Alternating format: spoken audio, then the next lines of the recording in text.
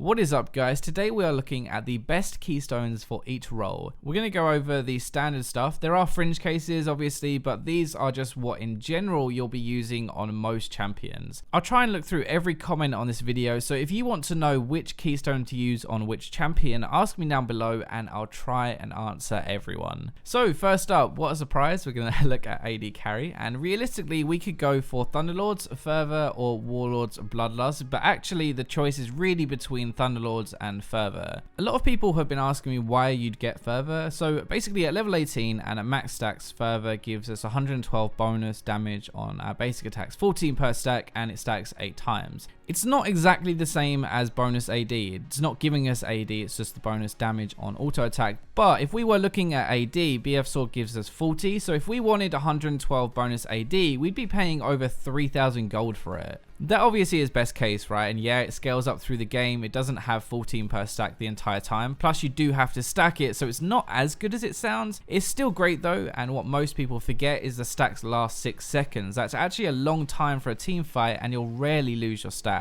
The other option is Thunderlords really. This gives us more burst and it makes trading in lane do a lot more. It's kind of like if you want to have a better lane phase, then Thunderlords is going to help with that. If you want to do more DPS in a team fight, then Fervor is better.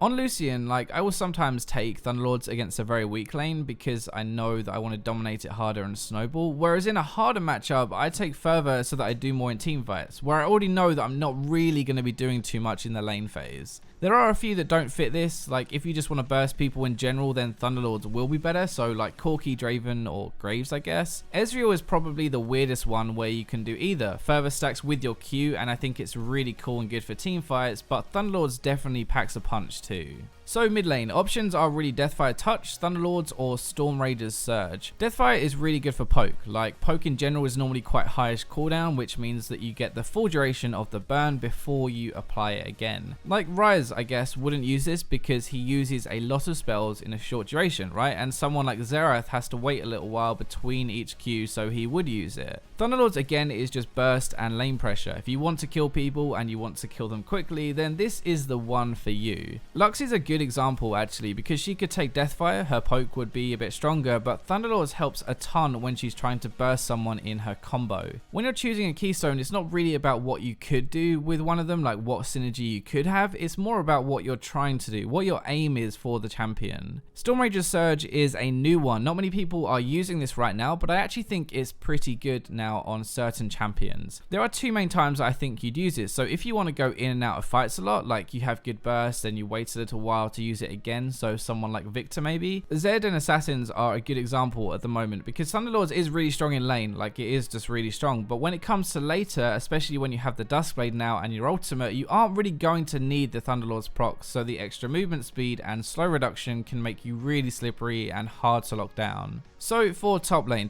you can run a bunch of different things, but there are definitely a few that stand out. Grasp of the Undying is probably the most common now, I'd say. It gives you good sustain in the lane phase, and it's still relevant going into team fights because it does scale with your max health, and most top laners do build health. This is kind of the default, I'd guess. This is like your normal pick, really. You can't really go wrong with this one, and it does help your laning out. It also just makes you tankier in general. Like, you get health regen, armor, magic resist, some health, but you are probably going to miss out on dangerous game because most people go 12, 0, 18. Thunderlords is definitely the more common damage choice, and there are two things really. So first, it gives you more kill potential in lane. If you're aiming to get ahead by farming people rather than farming CS, then this does the job. It's also a little thing in lane, like there is a trade-off to getting Thunderlords. If you can't kill people with this, then the sustain from Grasp is going to add up, and most likely it'll put you at a disadvantage because they're healing a bunch and you're not. Right, so jungle has definitely changed recently. Most people were, and still some are, going Thunderlords. It does give you insane ganks, and that has to be the #1 reason you would take it. If you're like an aggressive early game ganker or you want to invade a lot, then you want the extra damage from it. There are two other options though. So Strength of the Ages, which for some reason I cannot say without getting a craving to play Dragon Age, or Fervor of Battle. I'm just going to call it Strength, okay, so I don't get the urges, but this basically gives us 300 health for free. actually. It makes us a lot tankier, and I think it scales better into the game rather than Thunderlords. The thing is, we are losing a fair amount by doing this, even though we do gain different things. If we go strength, then we aren't likely to go into cunning, which means that we lose out on the buff duration, the bonus damage, the dangerous game, and the extra penetration, and that does not, by the way, deserve a pervy face in advance, okay? We do gain bonus armor and magic resist, we gain some health, some summoner spell cooldown, slow resist, plus the keystone, so we're trading some offensive tools for defensive. The thing here is, okay, if we already deal good damage, then we're basically making ourselves tanky with some damage, rather than squishy but deal even more. The other option is Devour junglers. You can go strength here actually, it kind of makes us more tanky with damage, which is what we want again, but with most Devour junglers, we only build 1 or 2 damage items and then we go full tank anyway and let Sated carry. Fervor is actually amazing on Devour junglers. We stack it quickly, we use the bonus damage a lot because we have a lot of attack speed, and it's just insane. So I think of it like, if you can get away with it, take Fervor. If not, then strength is good. So last up, support, and support is actually the most simple, honestly, in terms of keystone. Like, there are quite a few choices, but it's very definitive between which one you go for. If you want to do more damage, an aggressive lane like Morgana, Blitzcrank, or Bard or something, anywhere you want to kill someone, then you can go Thunderlords, and you do pretty good damage while you trade. So Thunderlords is kind of early game, and if you're more concerned about mid to late, or if you're just a tank like Alistair or Leona, then Bond of Stone is going to help you last longer and shield some damage from your AD carries or just other around you. Finally, if you have a heal or a shield, then Wind Speakers is OP as balls, and you will want to take that. So think of like a Nami or Janna, Shona, anyone like that really wants the Wind Speakers keystone. Anyway, that wraps up the best keystones for each role, and I hope you guys enjoyed the video.